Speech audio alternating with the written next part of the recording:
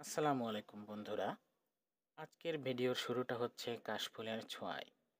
গ্রামের প্রকৃতির এমন এক মুহূর্ত যা মন ছুঁয়ে যায়। আমি এখন দাঁড়িয়ে আছি আমাদের গ্রামের এক মাঠে, যেখানে প্রকৃতির মাঝে লুকিয়ে আছে একদম খাঁটি দেশি মরিচের গাছ। এই লাল আর সবুজ মরিচগুলো শুধু ঝাল না, এতে আছে আমাদের মাটির ঘ্রাণ, শেকড়ের টান। এই দেখো, আমি নিজের হাতে মরিচ তুলছি। শুধু ভিডিও না, এটা আমার শেকড়ের সাথে এক নতুন বন্ধনের গল্প। নতুন কন্টেন্ট ক্রিয়েটর হিসাবে এটা আমার শুরু। তোমাদের সাপোর্ট পেলে সামনে আরও অনেক কিছু দেখাতে পারবো।